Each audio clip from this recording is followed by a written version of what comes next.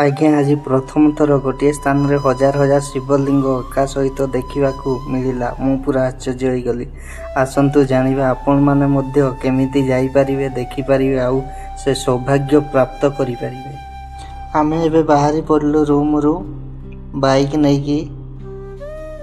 ବର୍ତ୍ତମାନ ଆମେ ପହଞ୍ଚିଗଲୁ।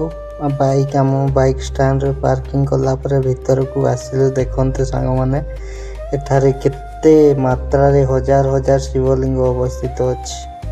ଦେଖିଥିବେ, ଆପଣ ମଧ୍ୟ ବେଙ୍ଗଲୋରରେ ରହୁଛନ୍ତି ଯଦି ନିହାତି ଭାବରେ ଏ ଜାଗାକୁ ଥରେ ନା ଥରେ ନିହାତି ଭିଜିଟ୍ କରିଥିବେ। ଯଦି ଭିଜିଟ୍ କରିନାହାନ୍ତି ତାହେଲେ ନିଶ୍ଚିତ ଭାବରେ ଥରେ ଭିଜିଟ୍ କରନ୍ତୁ ଏଇ ଜାଗାକୁ, ବହୁତ ଖୁସି ଲାଗିବ। ସାଙ୍ଗମାନେ, ଏଇ ଜାଗାଟି ହେଉଛି ବେଙ୍ଗଲୋର ଠାରୁ ମାତ୍ର 85 କିଲୋମିଟର ଦୂରରେ ଅବସ୍ଥିତ କୋଟିଲିଙ୍ଗେଶ୍ୱର।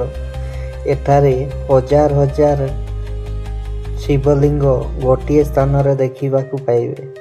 ଲୋକଙ୍କର ଭିଡ଼ ମଧ୍ୟ ସବୁବେଳେ ଏଠାରେ ଲାଗି ରହିଥାଏ, ଯାହାକି ବହୁତ ଖୁସି ଦେଇଥାଏ ଆଉ ଆନନ୍ଦ ଦେଇଥାଏ।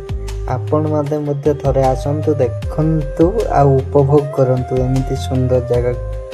ଏବେ ଆପଣ କେବେ କଳ୍ପନା ବି କରିପାରିନଥିବେ କି ଏମିତି ଗୋଟେ ଜାଗା ବେଙ୍ଗଲୋର ଠାରୁ ମାତ୍ର ବହୁତ କମ୍ ଦୂରରେ ଅବସ୍ଥିତ ଅଛି। ରହିଲି। ଜୟ ଜଗନ୍ନାଥ। ଜୟ ଜଗନ୍ନାଥ ଭାଇମାନେ।